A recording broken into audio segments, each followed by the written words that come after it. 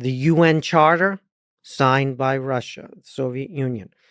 The 1975 Helsinki Agreement, signed by the Soviet Union. The 1990 Charter of Paris for a New Europe, signed by the Soviet Union. The 1997 NATO-Russia Founding Act, signed by the Russian government, the post-Soviet Russia.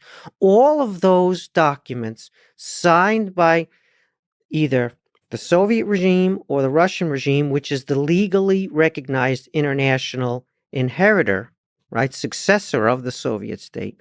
All of those agreements are still in force, and all of them say that countries are sovereign and can freely choose their foreign policy and what alliances they want to join. Let's even go farther than that. I mean, you don't have to go farther than that, but let's go farther than that, Lex. Is an autocratic, repressive regime that invades its neighbors in the name of its own security something new in Russian history? Did we not see this before? Does this not predate NATO expansion? Does this not predate the existence of NATO? Would Oliver Stone sit here in this chair and say to you, you know, they had to impose serfdom in the 17th century because NATO expanded? They had no choice. Their hands were tied. They were compelled to treat their own population like slaves because, you know, NATO expanded. I mean, I could go on through the examples of Russian history that predate the existence, let alone the expansion of NATO, where you have behavior, policies, actions very similar to what we see now from the Kremlin. And you can't explain those by NATO expansion, can you? And so that argument doesn't wash for me because I have a pattern here that predates NATO expansion.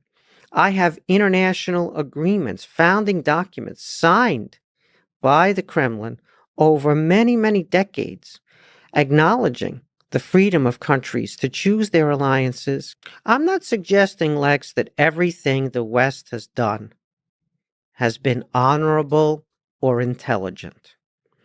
Fortunately, we live in a democracy. We live in liberal regimes. We live under rule of law. Liberal in the classical sense of rule of law, not liberal in the leftist sense. We live in places like that, and we can criticize ourselves. And we can criticize the mistakes that we made or the policy choices or the inactions that were taken.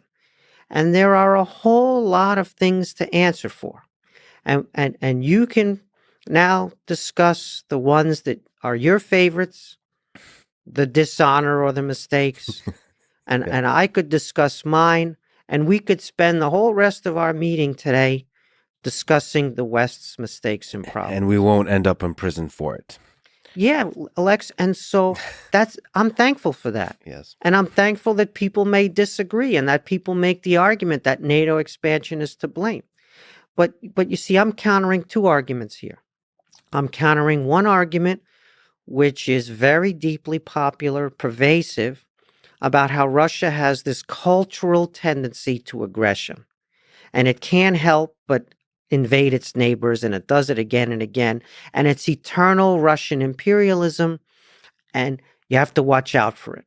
This very popular argument in the Baltic states. It's really popular in Warsaw. It's really popular with the liberal interventionists, and it's very, very popular with those who were part of the Iraq War squad that got us into that mess. So I'm against that. And the reason I'm against it is because it's not true. It's empirically false. There is no cultural trait, inherent tendency for Russia to be aggressive. It's a strategic choice that they make. Every time it's a choice made, it's not some kind of momentum. Every time it's a choice that we should judge for the choice that it is, for the decision. And therefore they could make different choices. They could say, we don't have to stand up to the West. We don't have the capabilities to do that. We can still be a great country. We can still be a civilization unto itself. We can still be Russia. We can still worship in Orthodox cathedrals, or we can still be ourselves, but we don't have to pursue this chimerical pursuit, this elusive quest to stand up to the West and be in the first ranks of powers. So I'm countering that argument. I'm saying it's perpetual geopolitics. It's a geopolitical choice rising out of this dilemma of the mismatch between aspirations and capabilities. It's not eternal Russian imperialism. And I'm also countering the other argument here, Lex, which is to say that it's the West's fault. It's Western imperialism. Very popular on the left, very popular with realist scholars, very popular with some of the people recently on your podcast. And so it's neither eternal Russian imperialism, nor is it Western imperialism, right? The mere fact that the West is stronger than Russia is not a crime on the part of the West.